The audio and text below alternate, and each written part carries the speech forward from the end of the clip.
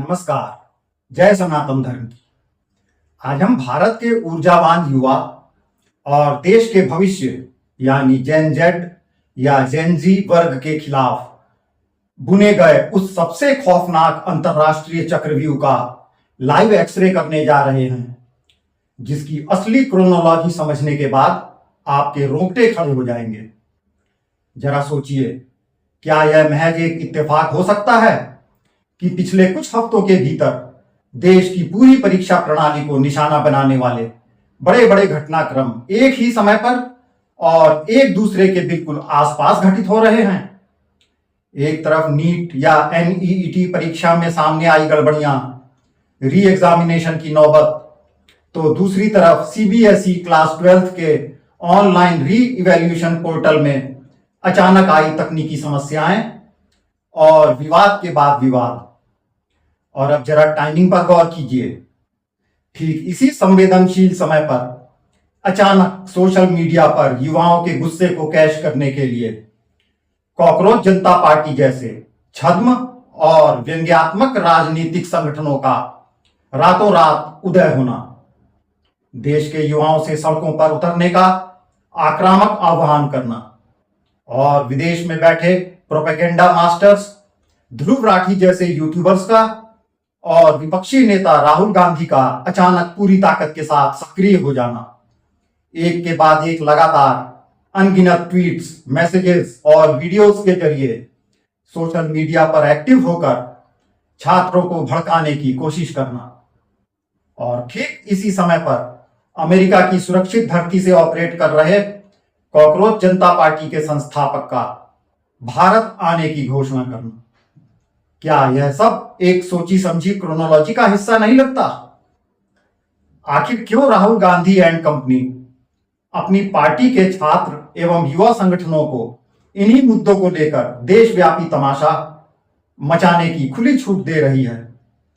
इन सभी घटनाक्रमों को एक साथ रखने के बाद एक बच्चा भी यह समझ सकता है कि भारत के युवा वर्ग यानी जेन जेड को भड़काकर किसी भी कीमत पर सड़कों पर लाकर देश में दंगे, हिंसा और अराजकता जैसी स्थिति पैदा करने की एक गहरी साजिश रची जा रही है।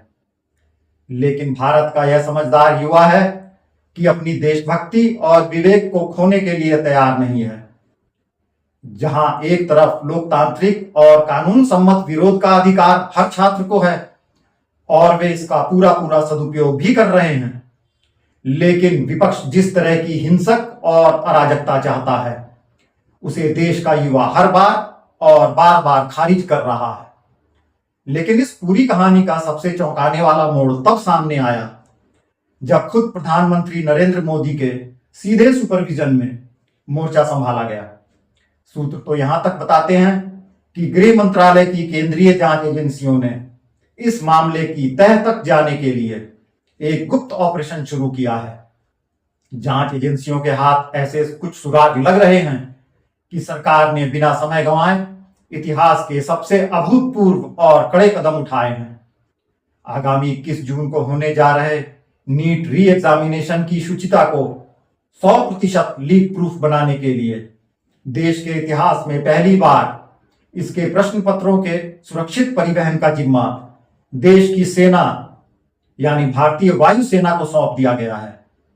देश के बड़े बड़े हवाई अड्डों जैसे लखनऊ, पटना, दरभंगा, कोलकाता और वाराणसी में वायुसेना के विमानों और लॉजिस्टिक्स का इस्तेमाल करके पेपर्स को सीधे कड़ी सुरक्षा में सेंटर्स तक पहुंचाया जाएगा ताकि लीक का 1% भी चांस न बचे।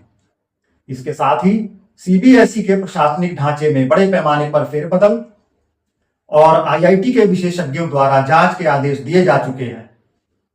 लेकिन सबसे विस्फोटक एंगल तो समझना अभी बाकी है।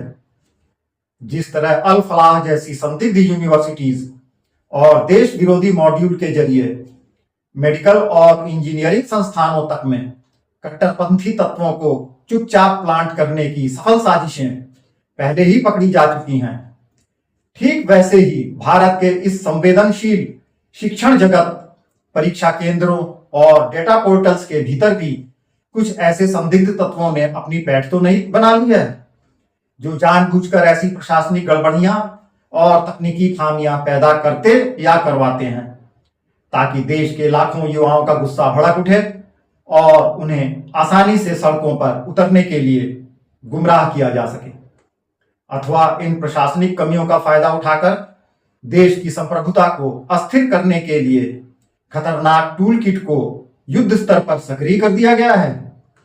इस पूरे घटनाक्रम का सबसे चौंकाने वाला पहलू सामने आया है।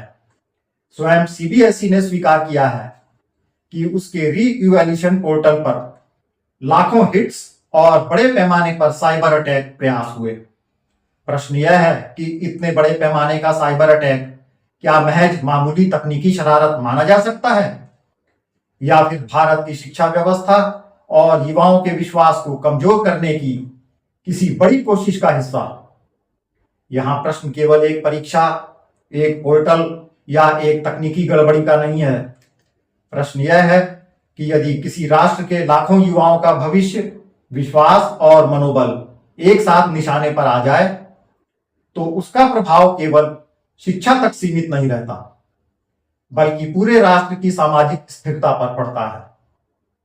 यह सब सीधे तौर पर भारत की शिक्षा प्रणाली को अंदर से सबोटाज करने का वो अंतरराष्ट्रीय हाइब्रिड वॉरफेयर हो सकता है, जिसका मकसद भारत के जेन जेड को गुमराह करके न्यू इंडिया की प्रगति की रफ्तार पर ब्रेक लगाना है।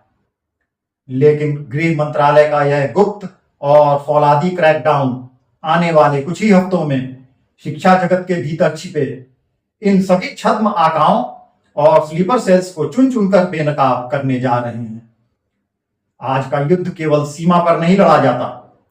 दुनिया भर के रणनीतिकार अब युवाओं के मन, भावनाओं और सोशल मीडिया टाइमलाइन को ही नया युद्ध क्षेत्र मानते हैं। किसी भी देश की परीक्षा व्यवस्था, रोजगार, शिक्षा और भविष्य को लेकर असंतोष पैदा करना आधुनिक इंफॉर्मेशन वॉरफेयर का महत्वपूर्ण हथियार माना जाता है। अब मेरा सीधा सवाल आपसे है कि क्या आपको भी लगता है कि नीट और सीबीएसई की गड़बड़ियों के पीछे सिर्फ प्रशासनिक लापरवाही नहीं, बल्कि युवाओं को भड़काने की एक बड़ी देश विरोधी साजिश छिपी है?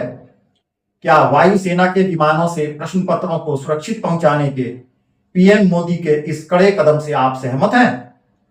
और क्या आप मानते हैं कि देश का जागरूक जेन जेड चतुर टूल किट गैंग के इस छद्म एजेंडे में फंसने की बजाय अपने विवेक से राष्ट्र रक्षा में खड़ा दिखाई देगा? जरूर बताइएगा।